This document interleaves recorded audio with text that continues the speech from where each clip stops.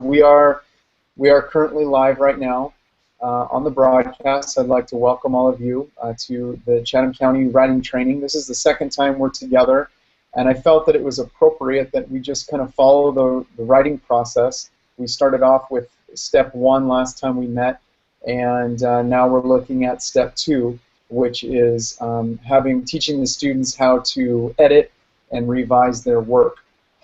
Just like last time, when this broadcast is finished, you will have a couple of links on the right-hand side that you can have access to when you're re-watching the video, so that you can see where I went, and you have links to go to places we talked about.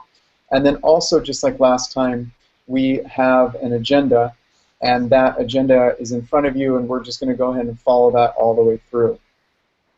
So I'd like to thank all of you again for being here. This is probably a new environment for you in the sense that there's multiple schools at the same time connected to the same presentation, which I think is really exciting.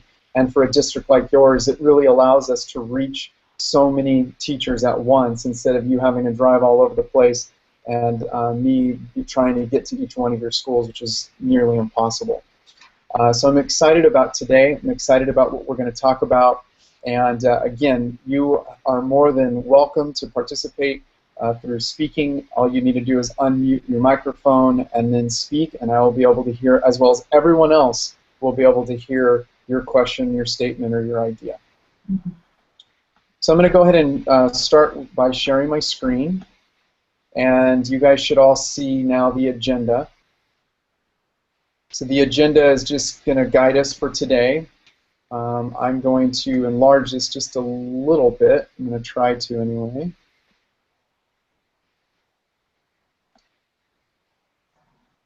I always try to enlarge it on the actual video screen, but I need to enlarge it on the document itself.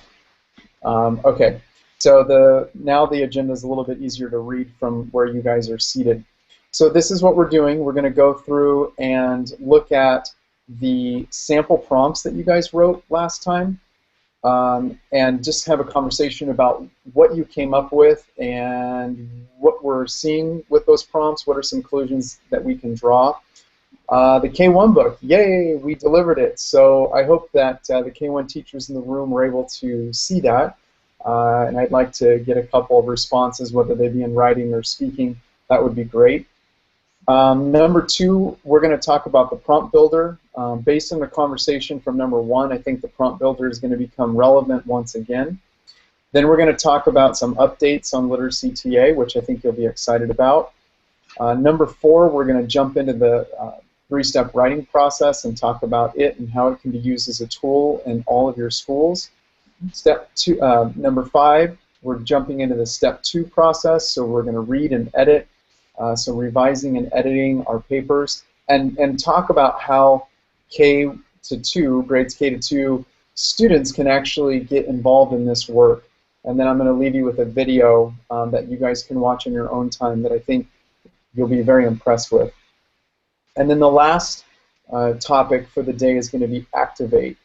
And activate, if any of you do morning message or something like that, where you sit kids in a group and you talk to them about just a small piece of text, whether it be a letter or a little message that you write for them each day.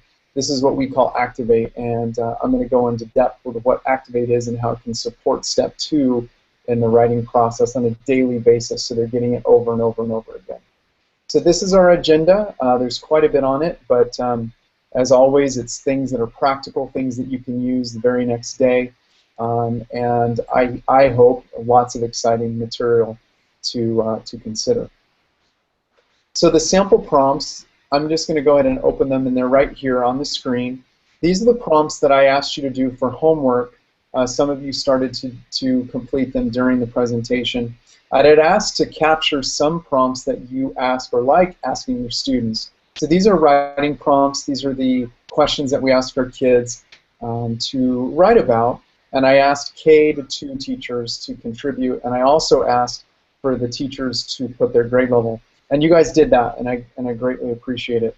So what I'd like you guys to do, if you can see from your seats, I hope you can, I would like you guys to take a look at these, and then I'm going to ask you a couple of questions about them. For those of you who are having a little bit of trouble seeing, I have no idea how large your screens are.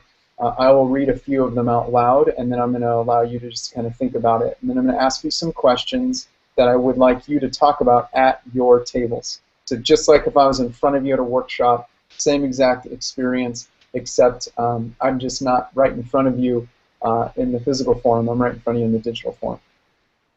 So from a kindergarten teacher, there was a question about what type of weather do you like best, right? And I would imagine they would either talk about, I would like rainy weather, or I like sunny weather, or I, like wind. That's my favorite kind of day. From a grade 1 teacher, there was, what is your best snowy day adventure? From a grade 2, there's a question that reads, what would you like to be when you grow up, and explain why? Back to a kindergarten teacher, what is your favorite season? Another kindergarten teacher wrote, what do you play on a rainy day? And obviously these are great questions to ask kids when indeed it's raining, and when indeed there's wind, and when indeed it's cold, and when there's snow, or when they went away to the mountains over the weekend. These are excellent questions to ask. A first grade teacher has a question here, what do you like to do in the winter? Include lots of details to make it interesting, so there's a focus for making sure that the writing is interesting. What animal are you most like, and why? And I wanted to answer that one myself. But what animal are you most like, and why? So these are the types of questions that... Kelly, right? These are the types of questions that you guys put here. And I know this is just a sampling. There was over 100 of you going through these trainings, and I think there's maybe 20 here to look at. So what I would like us to do is go to, I'm going to put the prompts back on, but I want to go to the question. The question I would like you to ask is, what do you see in these prompts? What conclusions can we draw from the list of questions? Not what answers can we come up with based on the snowy day, but what conclusions, if I look at this list of prompts, what can I say about them? A follow-up question is, what are students expected to do from these examples? So what are you seeing? What are you noticing? What conclusions can you draw about these prompts? And then what can you say students are expected to do? What can you say students are expected to do? So what I'm going to do now is I'm going to go back to, actually I'm going to leave my screen up so you can see it. I'm going to go ahead and put the prompts up so that you can see those. And I'm going to ask you to have a discussion at your tables to answer those questions. What are you noticing from these prompts? What kind of conclusions can you draw? What are students expected to do? I'm going to ask you to speak for about maybe 3 minutes about this, and then I'm going to play one of my fancy songs. And that's going to give you the notification that, oh, Jonathan wants us to stop talking. We're going to do our best and stop talking. So let's take a few minutes, have a conversation. What are you noticing in these? What are the expectations of our students? Go ahead and talk at your tables. There's two kind of prompts. One is a opinion prompt, and the next one will be a narrative prompt. In both examples, the children either have to sequence or they have to draw, they have to plan it and sketch it before they start the writing. I notice a lot of these are really integrating our science or social Oh, units that we're doing at the time, because like kindergarten weather or like your question on here, you put your name with it. I know. Do you want an early spring? So they really integrated topics from the classroom. So that integrates. So they took that knowledge and transferred it. Mm-hmm. Yep, and social studies. So they're connecting to right across the table. But you can find any text, Jessica. It's so natural. It's not like it's just so natural to do that. You don't have to think, oh, what can I do? It's rich games like something like this. They can use these. This could be a lesson. Sorry to interrupt, Jonathan, but I just sent you a text. Got it.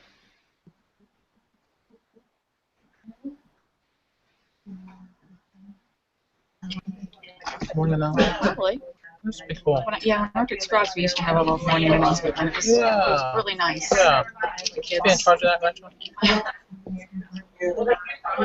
I think I'm going to put a question.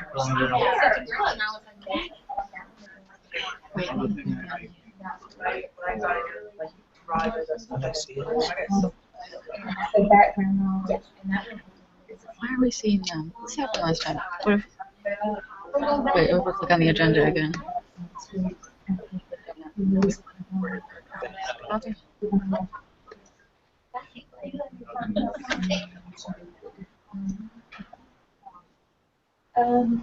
So we say that a female narrative from children to sequence science and social studies, which involves the curriculum, a lot of the questions are listening and the background knowledge is needed to answer the questions. Okay. What else do you see within that? I mean, A lot of them are seasonal also. a lot of them put like how many details are included to make sure that they So they get it. Well, you know what they're fine. Which is good. You notice the control I've been trying to do 3 sketches. So they sketch with the like. And you know, so. Okay. Okay.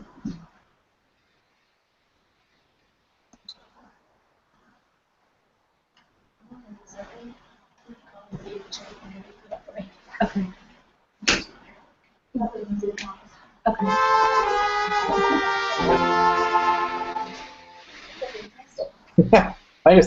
I get a kick out of that. That's a good one. All right, so if you guys can wrap up your conversation, hopefully you just did when you heard that wonderful tune. This is the scary part, having to speak to a computer, number one, having to speak to me across the country, number two. Maybe that's not so scary. And then having to speak in front of your colleagues. These are all like extra stressors that make this difficult.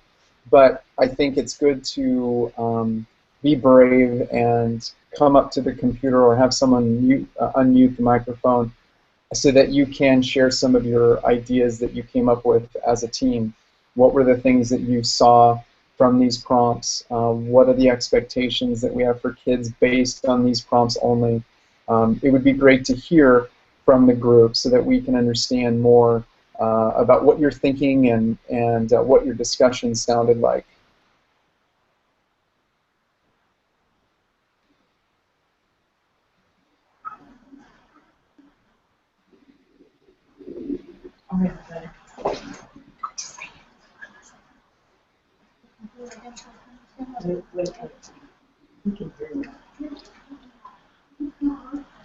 Hello. Whoops. Here we go. Can you hear? Can you hear me? Okay. Yep.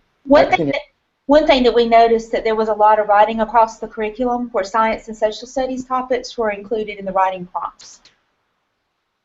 Oh, okay. Good. Excellent. So then you were noticing they have the connections to different content or subject areas instead of it just always being about, say, English or a story or something. Exactly. Good. Okay. We kind of built off what they said, and we said that they activate their prior knowledge, and that forces them to respond using complete thoughts and ideas and expand on their thoughts with the whys, how, that sort of thing falling at the end. Good. I noticed that too. There were a number of explains or give specific details. Excellent. Yep. They weren't simple. They weren't just real yes or no type questions. Yeah. Would it be fair to say that there were more open-ended questions? They weren't closed, so they didn't ask for something like very easy to answer. Yes, no, maybe, I think so, I don't know.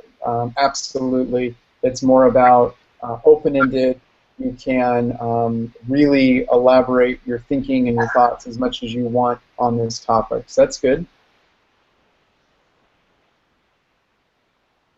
They were also self-centered. They were more about themselves because that's what they know and what they like to talk about. Don't we all? Yeah. So they're about themselves. It's about what they know. They obviously have the content knowledge of their own life experience. All of those are very good. And I noticed that myself, that many of them were centered on their own preferences, their own opinions, their own point of view. So I did notice that, and I noticed that that's part of that's part of the opinion standards, right? That we are working to strengthen with our kids, is that we want them to take opinions on what is the best type, what is the best animal, or who do you think will survive the coldest winters, those kinds of things are great.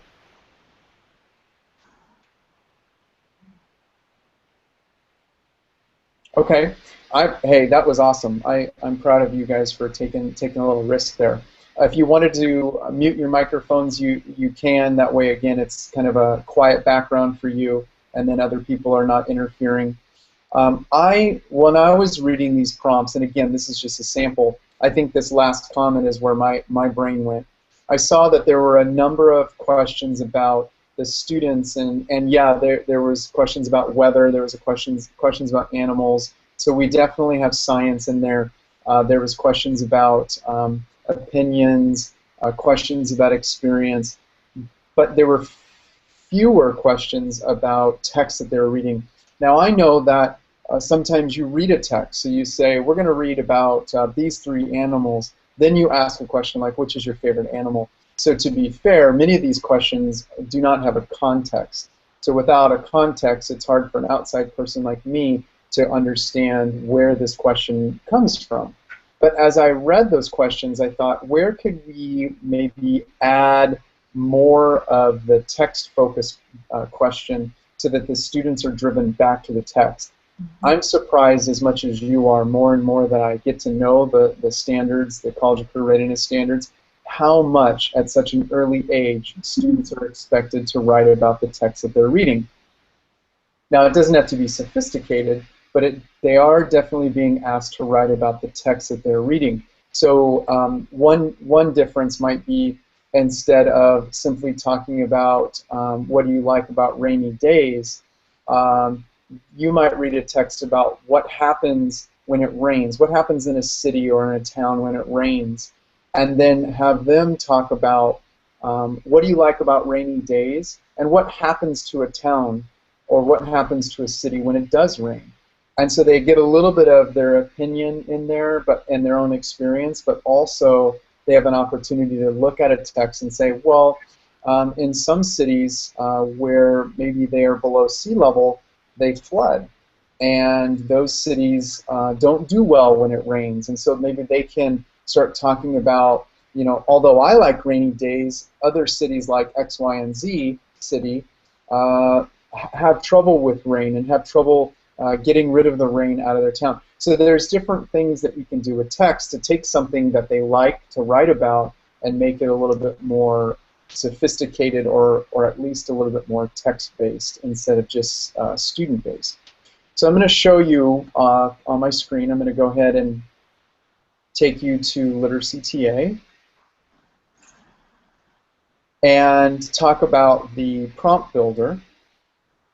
And I know we've been here before, but I would like to show it to you again because I know it's daunting to think about when we're asked to write prompts, how much work that really is and how much time it takes to write a decent prompt. So the prompt builder, as you know, is designed to be aligned to the Common Core standards or College of Career Readiness standards. And there are ways to filter all of these 160 templates, elementary and middle high. So you guys would click elementary, and then if you're reading history, science, or any nonfiction text, you would click on nonfiction, and then now you have reading, speaking, and writing. And I know we've been through this before, but this is a little bit of a different context now, because now after I've seen a sample of your prompts, I think that there's a place where we can add some prompts about texts. So if I click on reading, we know that R1 and R2 are about main ideas. So if I look at R1, all of these prompts are going to be about the main idea of a text that they're reading. So if it says discuss the main ideas, this one is actually going to include some speaking. So it says present the main ideas in whatever title text you're reading to your classmates. For each main idea, discuss 2 key details from the text. Or you might choose something about an animal, present on an animal, right? So watch how this changes. I know there's a lot of language here. I don't want you to be thrown off by that. And it might not be, well, this would not be appropriate for K, I guarantee you that. But thinking about how we can use something like this.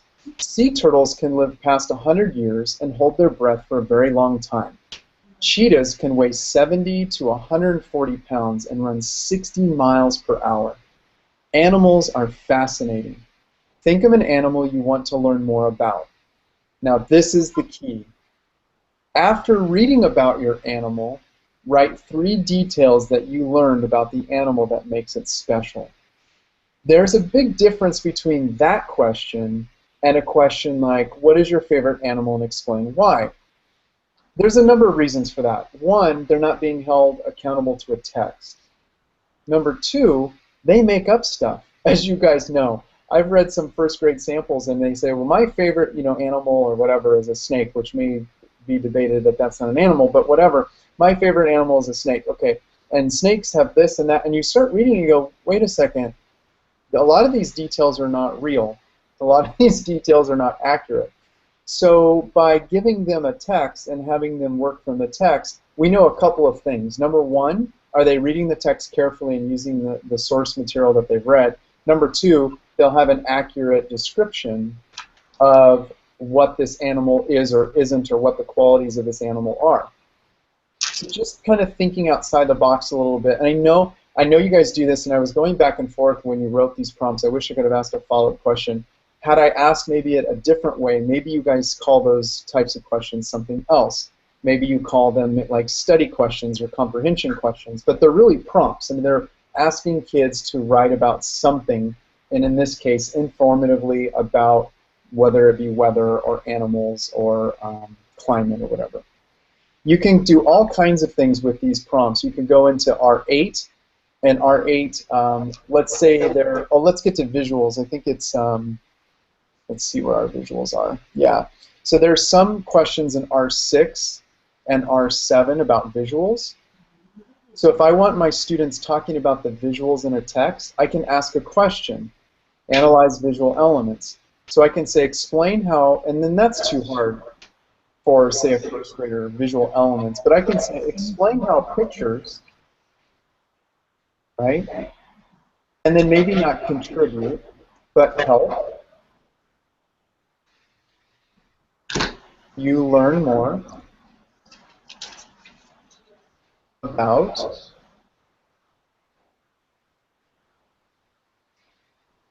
sea turtle. So you can manipulate these prompts as well, but let them act as a guide. So you can they can act as a guide to give you that sophistication that, okay, this is the direction I'm going. These are the expectations I'm setting for my students. I need to change some vocabulary a little bit. I need to make it a little bit more accessible. And then once I've made it more accessible, once I've made those changes, now I've got a great prompt for my kids. So there's some language here that might not have been appropriate, but it definitely gets you moving in that direction.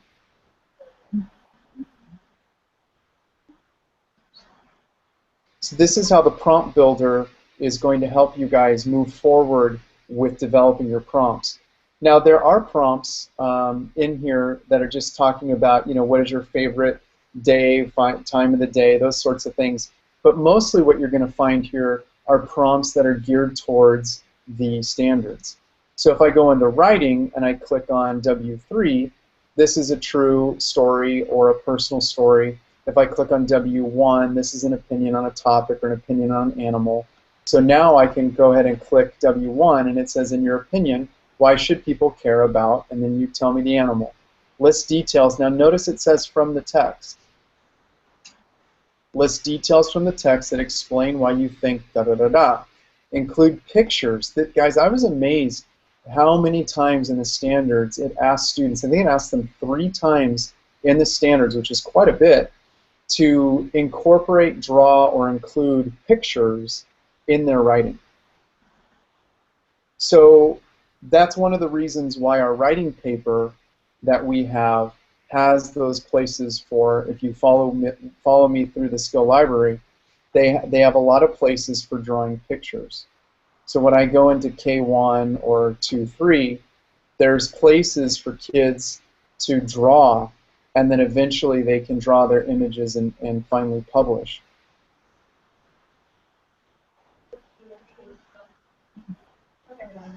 Let me try a different one here and see if that's going to open. There we go. So you can see that the boxes here for their illustrations. And it also helps as an outlining tool to make sure that students are getting their ideas down on paper before they write. But if you look at our other materials, lots of places, so like the main idea, if I want K1 students to tell me the main idea of a text, they're going to have an opportunity to draw that main idea. So if I go into read for main ideas, and then retelling main ideas, and I open up that handout, you're going to see that there's a place for them to draw that. And that's one of the reasons, not only for their own learning, but one of the reasons why LiteracyTA has incorporated so many boxes for drawing. And as most first grade and second grade teachers, even kindergarten teachers would tell me, kids really enjoy drawing. And this is a great opportunity for them to do that. And it's a great opportunity for us to assess, does their drawing fit the text that they're reading? Does their drawing match up with what I'm wanting them to know?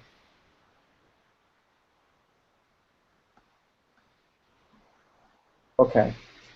So what we've just talked about is looking at your prompts, and then how do we get kids to write a little bit more about the text. And every question you ask is great, and everything that you guys said as far as it taps into prior knowledge, it allows them to write about themselves, it goes across content, are all true. So let's think about, if you don't do this already, how can we bring in text to support the work that we're already doing?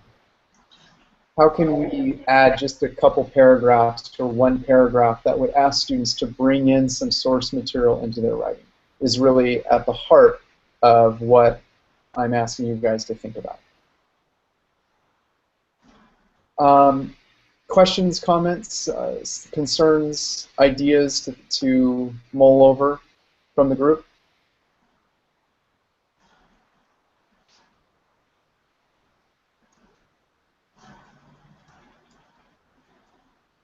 Okay. Here's what I would like. Our second group activity is going to focus on what you guys have tried and done up to this point. So not right now, but since we met last, what are some things that you've tried on LiteracyTA? If you look at the agenda, I believe it gives you in bullet number 2, it just gives you kind of a prompt. So what have you had a chance to try? Have you tried the prompt builder? Have you tried any of the writing plans for opinion, informative, and argumentative, or opinion writing and storytelling, sorry? Have you used the writing paper? Have you had any experience with the writing tools themselves? Did you try the presentation feature and present a visual to your classroom? Are you running off photocopies, or are you presenting from your screen? All of these types of questions are fine to answer. It's just a way for you to check in with your colleagues to talk about what sorts of things have you tried, what sorts of things have you liked, so that we get that out, and then I'm going to ask you to share like you did about the prompts themselves. So we're on bullet number 2, a discussion. What have you tried? And I'm going to let you guys talk for a few minutes, and then I'll play a little tune, and that's your signal to wrap it up and refocus on the whole group. Okay, so take a couple minutes, bullet number 2. I will put the agenda on the screen so you guys can see it.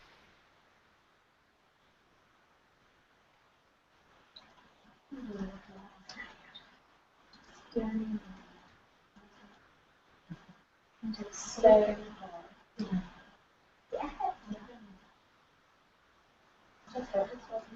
yes, yeah. So do you need this one? This is the way. summarize. Let's see, we need all of it. Here's your opinion writing paper. See, you can download all of that there. Yes. Basically, amazing. Do you use this every day? I use it a lot. Like when I go through and like on Fridays, especially when I do a lot of. But what I do in my journals is I try to use this and include the prompts that they have to go through and plan. Because otherwise, I don't use this paper just because it takes a lot of time and use them. But that's my thing.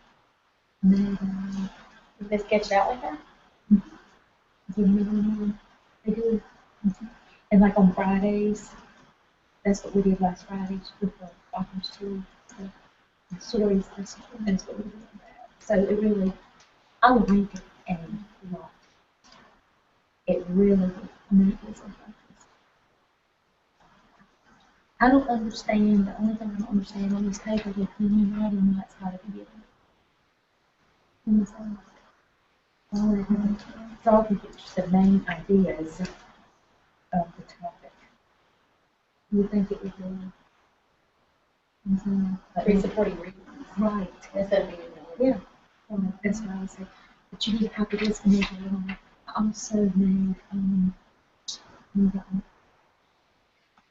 took a photo for you. And I did that with the narrative also. Just to try to see what they Oh, Jessica came. I actually used one of the editing tools. I didn't like that. And I figured, I don't know. It's only 30 minutes. So we in class writing notes and we can communicate people to share. We went through the steps of what to do and what people. I mean, I like it. It's just the fact that they don't have the time. It's not a social study. There are so many resources with people just have to start all that paper and then support it. Yes, absolutely. Just see what all's in there that we need to know. Yes. But we could leave it, that's it. I think you're going to like it. Well, it should be useful. That's a cute website. Stuff is so expensive, but it's not. It's common sense. All right, that was a little intense. You guys are so quiet when you're speaking, so hopefully that was not too startling. Let's go ahead and wrap up where we are, just having a conversation. So if you can unmute your microphones, and I would just invite you to speak about some of the things that you've tried or some things I saw in a couple groups that there might be some questions, there might be some concerns, so if you wanted to share those, you can. So let's just go and hear from the group, from a couple of you, and then we will move on to some new updates and then into peer review. You want to say that?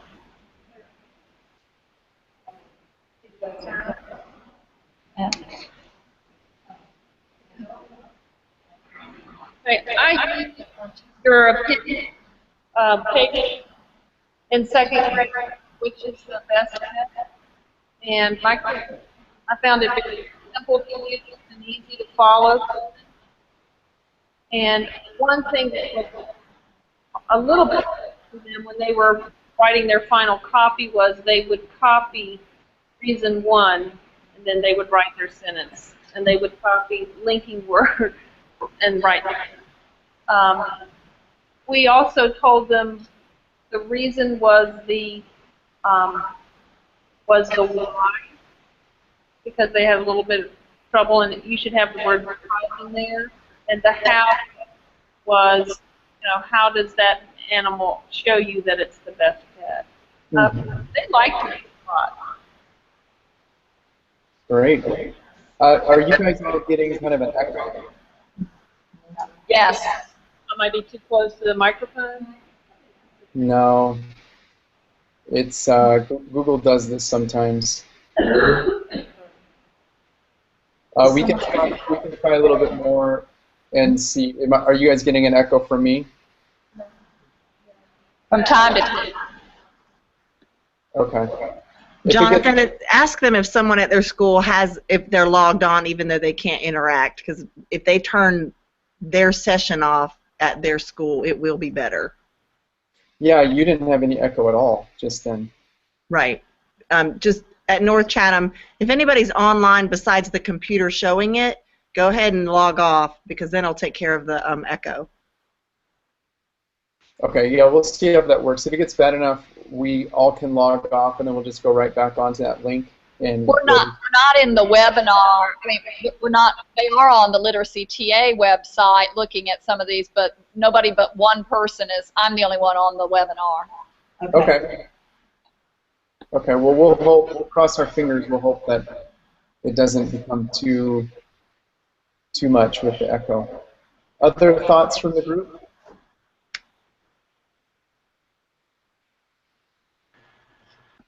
Yes, we've used the writing marks rubric for writing, and we've liked that a lot in second grade. Okay. Great.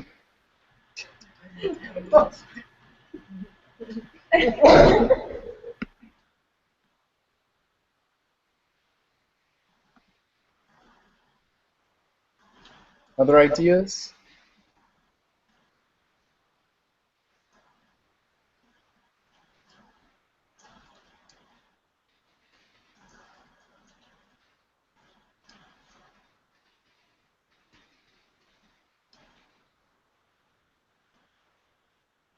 Okay. Well, I know you guys are using it, and maybe you're just it's late in the afternoon. So let me move forward. And what I wanted to show you, a couple of updates. So I'm going to share my screen. We're going to go over to LiteracyTA, and what I want to share with you is the All Skills section that we have updated just as recently as today.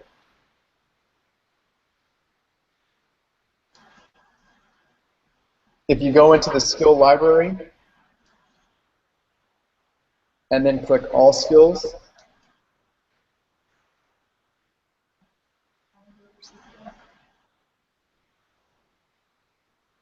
you can select your grade level tab.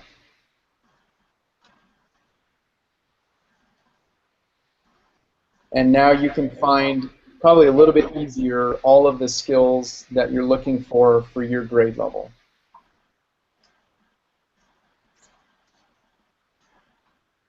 So this is the K-1 tab, 2-3,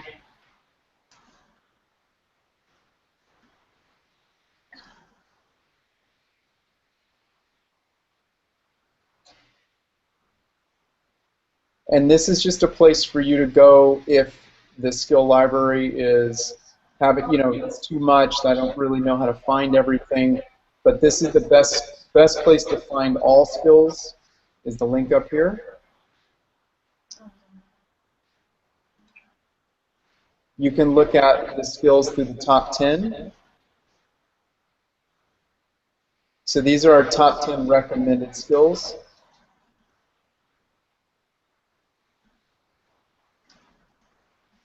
And then we have them for K1 and 2-3.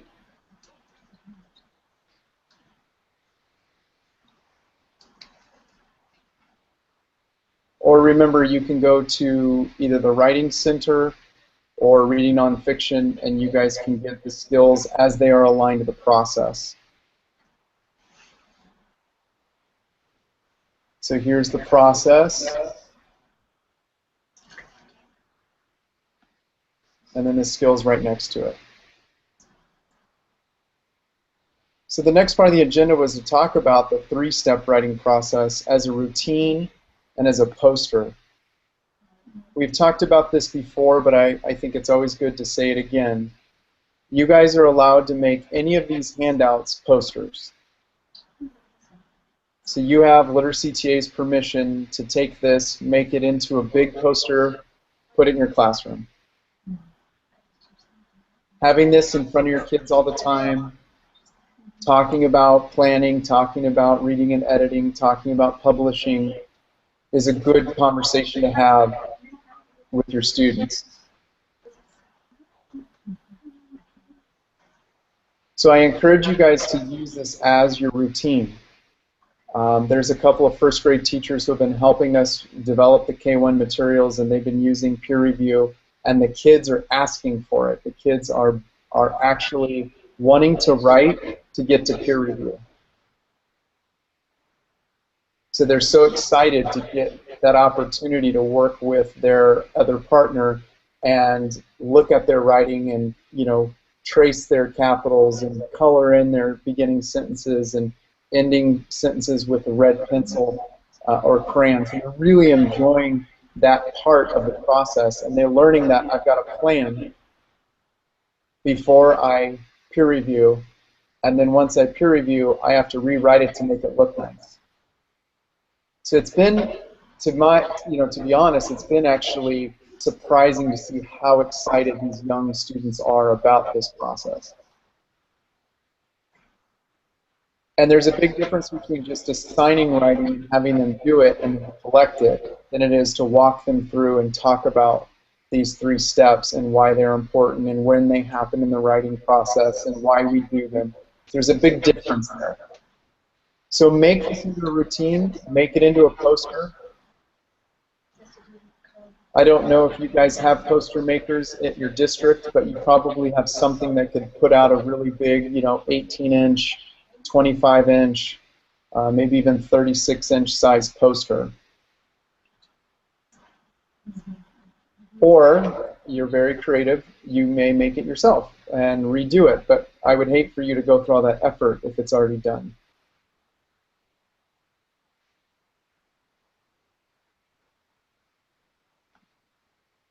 So this is the, yep. Oh, sorry, I thought I heard someone call my name. Okay. So we have the process, and then the second part of the process is peer review. So when you go to the Writing Center, you'll see peer review down here. So let's go to K1, and we're going to go to peer review groups.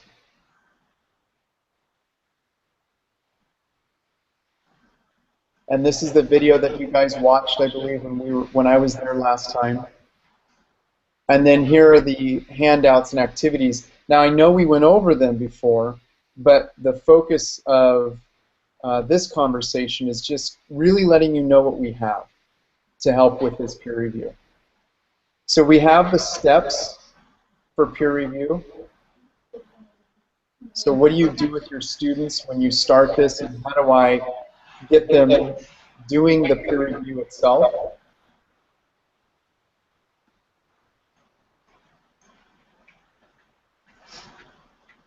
What stations do I set up in my classroom, and how many? So this gives you 5 stations, and these follow the standards. What are they doing in the stations?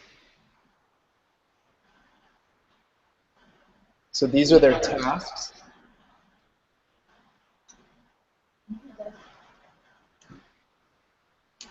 And then at each level, how do I support students at each station? So this is a list of PDFs that students use to remind themselves and reteach themselves about capital letters, spelling,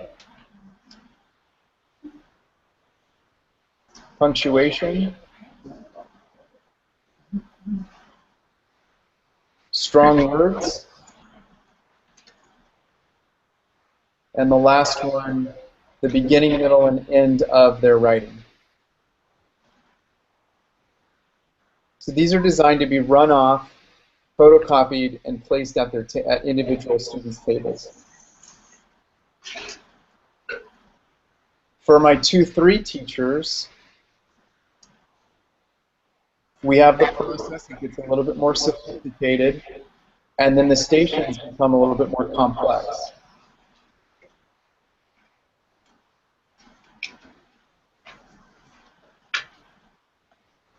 And then we have the student activities, or the tasks, they also become more complex.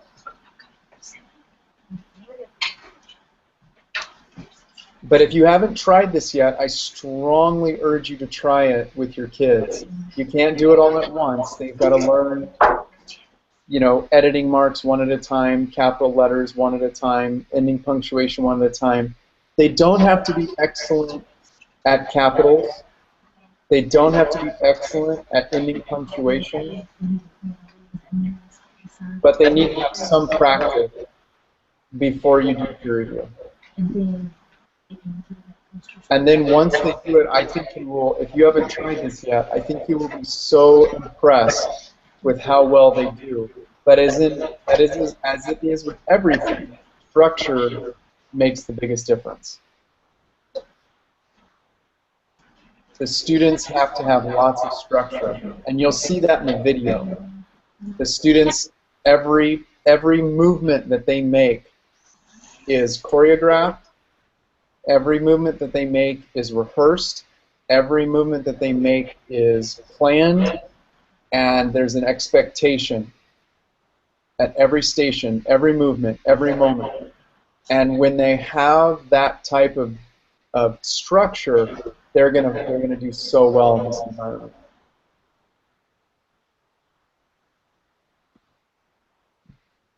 If they're not expert writers, it's okay.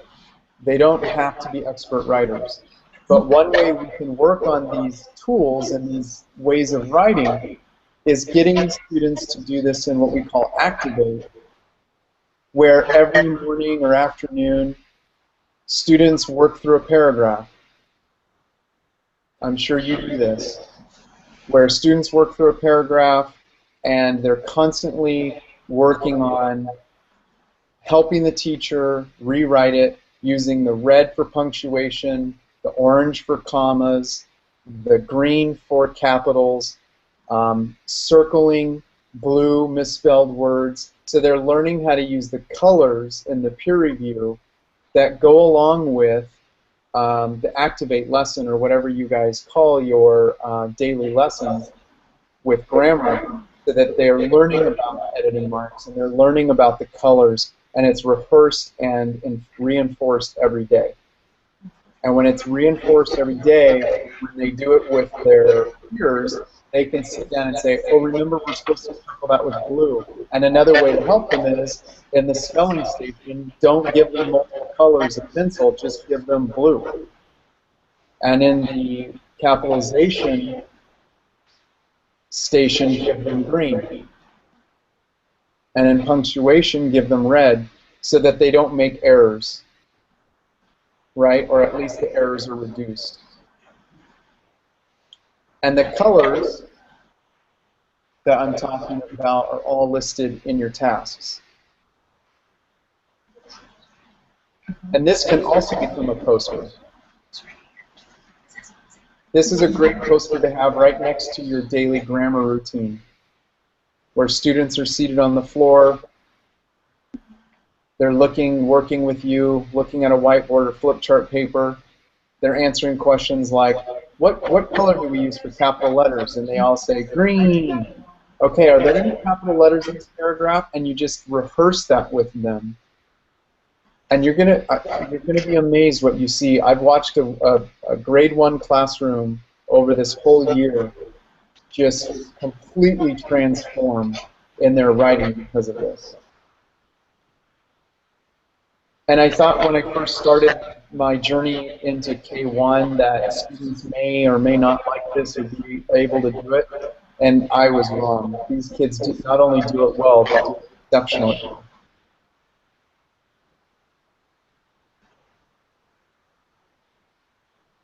Do we have any questions about logistics of the peer review, or things that concern you, or you want to try it but you don't know where this is, or you want to know how I'd handle this situation? Is there any questions that you guys have that I can answer?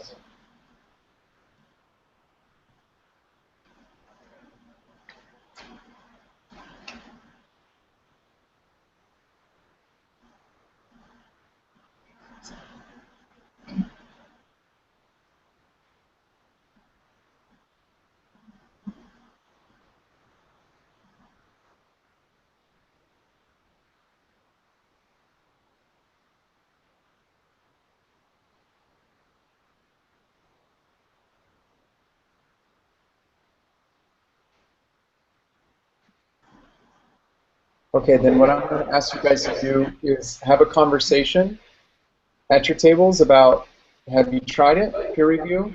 Are you interested in trying it? What are you afraid of? What are some logistical pieces that are concerning to you? Is this something that you have tried in the past and it didn't work? Why didn't it work? Conversation. Let's do about 5 minutes because we started a little late. I want to be sensitive to your time. Unless, Carrie, you don't think that that's going to work. But if we give you 5 more minutes of discussion, I'll just close out. I think that'll be fine, Jonathan. Okay, so let's do just 5 minutes at your tables, conversation. Could you use it? Have you used it? Why wouldn't you, or why would you?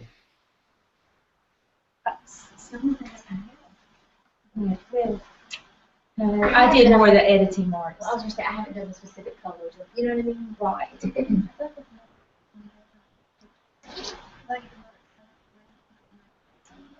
But I think if we did it 1 week, like you were talking about, Well, like, I'm looking at and if we're consistent, can you imagine it would be easy for you, even if we just had the comma on the because you know, if I was seeing your work, I would spot your mistake. I'm not even that before I was like, oh, you know what I mean? Right. And so I love how it tells you the trainer, okay, sends me they blank because you know what I mean.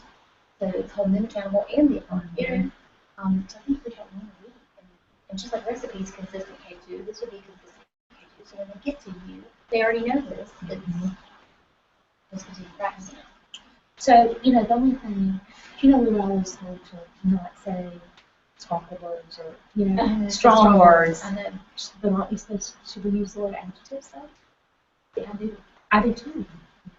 Because, but, like that was their listening sense. Listening for character and it was like the adjectives of that character, you know? yeah. And so I don't think he would mind. But I think it's very doable too. I mean, even with kindergarten, they can do this. You know, We would have to model but they it every day. And it's just like in our, like in our, Well, it's just something they don't have to relearn. Mm-hmm. Slide around and so it means something to an adjective. Right. But you can make it simple. Yeah.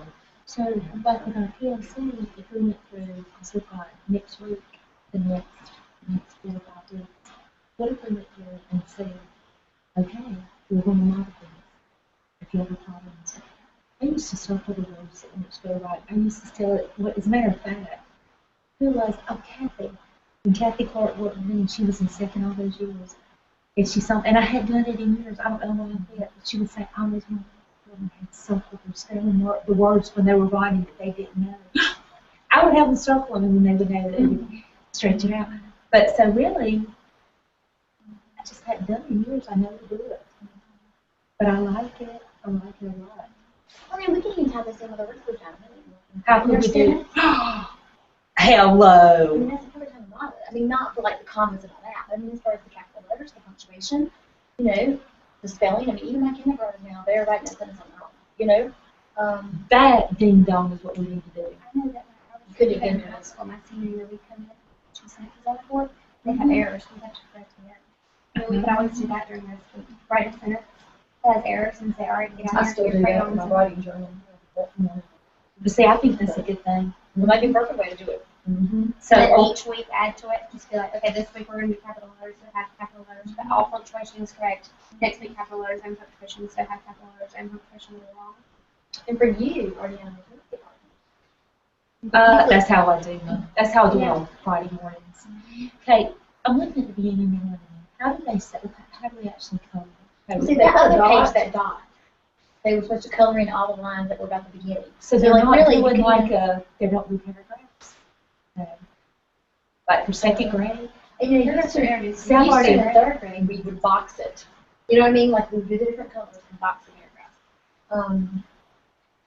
So yeah, when they're writing, I mean, not on line paper. I mean, I guess you could just draw that bridge and draw that green dot or whatever, you know. Mm-hmm. I think That's going to be on definitely. down the road, especially for kindergarten. I mean, Even first, I think though, if we would go capital in the punctuation, definitely. The commas, I mean, That's gonna I was be in a high big- school before I figured out how to really use That's a hard concept. I mean, my second graders, I'm very rarely. Spelling, Spelling great. I'll add a comma in there, but I don't say, or where does your comma? Yeah. With spelling, the first thing that came to mind was sight words. I mean, you know what I mean? Because they should be able to, they should be spelling the sight words. But on that beginning, middle, last, or beginning, middle, end, where it has the comma, they almost always know that the comma goes up, where it says first comma. And then they have their sentence. It's because as long as it's modeled, they know. So I think, what if we did this? What if like first grade? Do you think you could, Yeah, take it. like if you were to do the beginning, middle, and end, and do the colors, and we work, what if they had a really good foundation and they came to you and they had capital letters, any punctuation, spelling, and strong words when you guys? This would be really good just to like our writing journals, just copy this. I mean, in color and have you post, I mean, be taped to the inside of their journal. Mm-hmm. I mean, we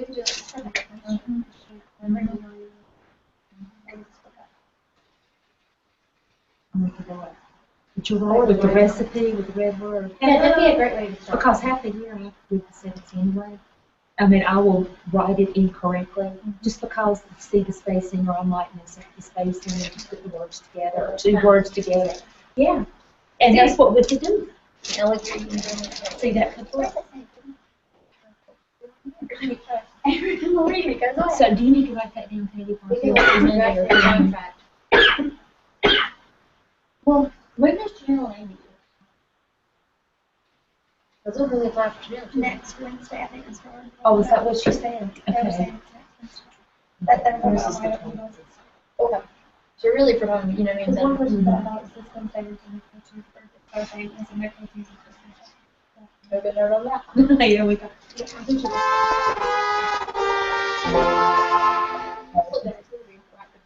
Yeah. I could do that all day. I really could. I like them too. I could also work with you all day, but I don't think I want that to happen. So we're going to go ahead and wrap up. I just wanted to share with you that we have our new book. So this is the K-1 teacher guide. All the K-1 teachers need to grab this. I think it's in Carrie's office if you don't already have it. Thank you, Jonathan. I appreciate that. Everybody's saying, "Oh, Carrie, give it to me now." And the reason why I'm showing you is not to make Carrie run around like crazy, but it has a full chapter on Activate. So if you're interested in Activate, you can read it whether you're a grade 2 teacher or a K teacher. You can read it and learn from it and maybe incorporate some of the strategies. So, currently we're working on a 2-3 book. It should be done in about 2 weeks. So this is our K-1 teacher guide, and our 2-3 is coming out in a couple of weeks. So we're excited about that. Let me know. I'm very accessible via email. Send me emails. Send me your concerns or feedback or things that you would like to know more about. Ask me to point you in certain directions. Run ideas by me. If you read my e-coach 2 weeks ago about having a national professional learning team, I am a big proponent of that. I absolutely want to work with you across the country. We don't have to be in the same school site to be colleagues. So if those things come up, if you want to put a peer review team together and you want to talk to me about how that works, and please, please, please let me know, and I would love to have those conversations with you. So as always, thank you for your time. I apologize for the echo. Sounds like it's getting worse. But hopefully it was audible enough that you could get through it and understand what I was saying and move on. I don't think the video recording has any echo, so if you wanted to go back and review the last 20 minutes on your own time or 30 minutes, then you can do that. You can fast forward very quickly because this is a recorded broadcast. So, I look forward to seeing you guys soon. Hopefully I'll see you this summer. I don't know, but oh, actually, Carrie needs to maybe talk about that one. I will. I think I'm going to be seeing you guys before we know it. So. thank you for your time. Thank you guys for all the work you do with your kids. And I look forward to our next meeting. Thank you, Jonathan. Thank you. You're welcome. Bye, guys. Bye. Thank you. Bye, Amy. Bye, now. Good evening. I see, girl. I see.